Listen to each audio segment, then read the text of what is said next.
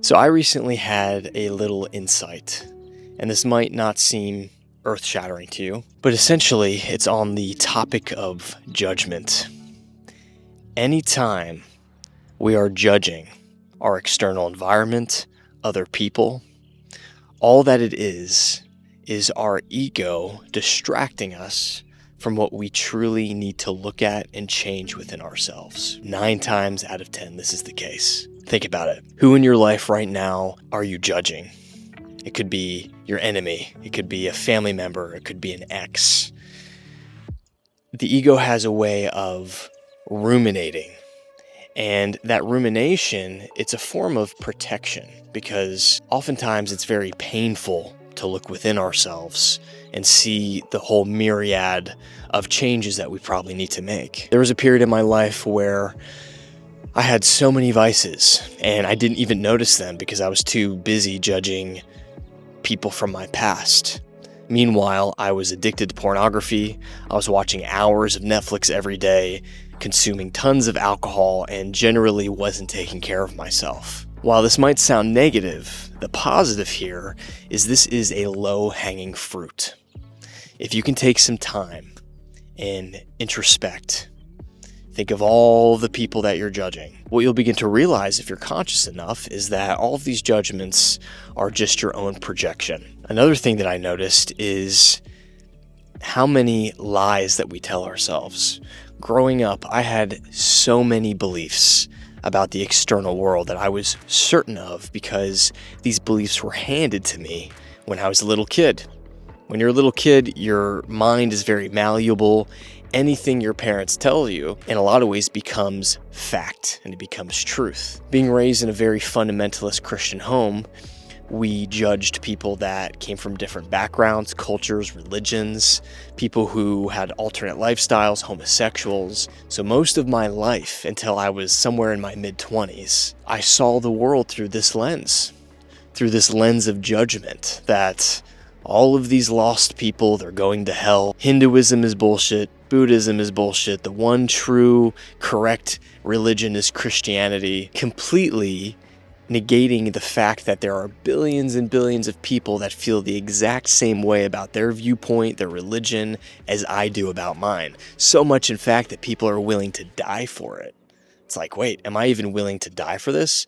Meanwhile, there's suicide bombers and people giving their life because they're so certain that their way of seeing the world is correct. In theory, this makes sense, but in order to put this into practice, I'm going to give you a little homework assignment. I want you to get into solitude. I want you to find some time where you can just get away from everything. Put your phone on airplane mode and sit there. And I want you to ask yourself these 3 questions. In what ways am I lying to myself? In what ways am I a hypocrite? And in what ways am I biased? Examining your own self-biases is very difficult to do. Now, this is definitely easier said than done. Once you actually sit down to do this, there's going to be a lot of ego resistance. But this is an exercise that will actually expand your consciousness. Most of the self-improvement out there, it's meant to expand your ego. And to a degree, this is okay. As human beings, we do need to fumble through different stages of our ego, and there is such a thing as a healthy ego. After all, your ego is your personality, who you think you are in this physical form. I'm Ryan, who has a YouTube channel, who also has a background in music and is Italian. But beyond that is my consciousness. And when you begin to expand your consciousness, your whole life changes because the lens of which you see reality becomes very different. And of course, this is taught in pretty much all religions. We can look at a figure like Christ, for instance. Christ was an extremely conscious being where everywhere he went, he exuded truth and love.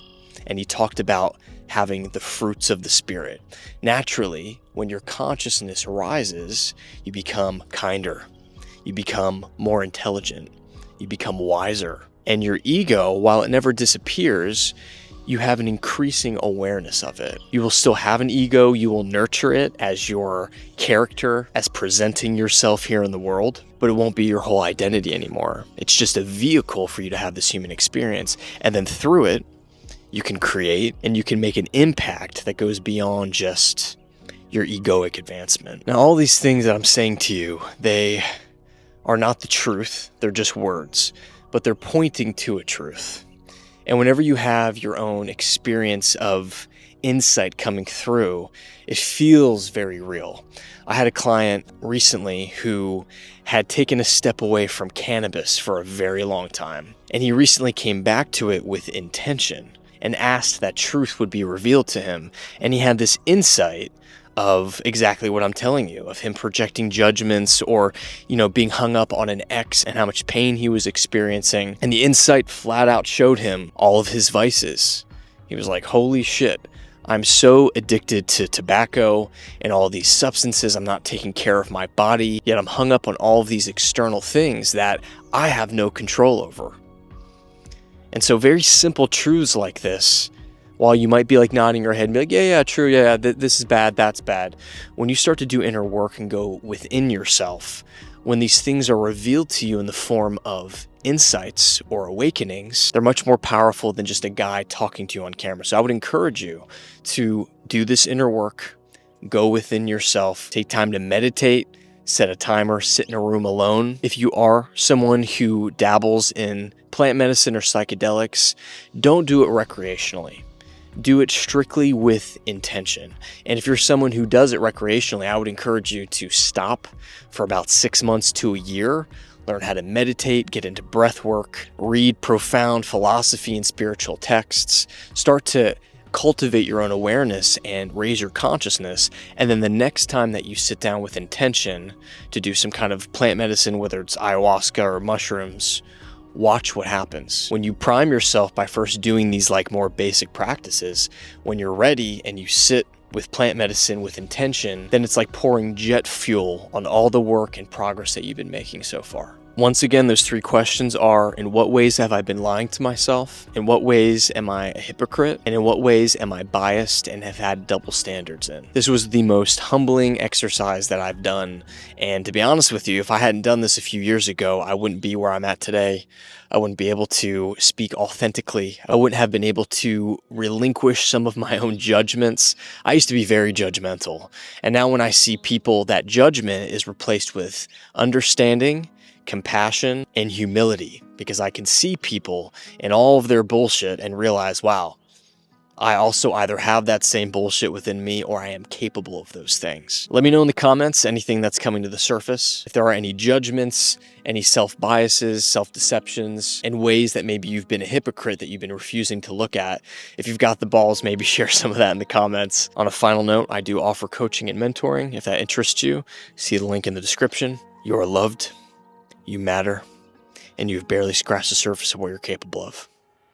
I'll talk to you soon.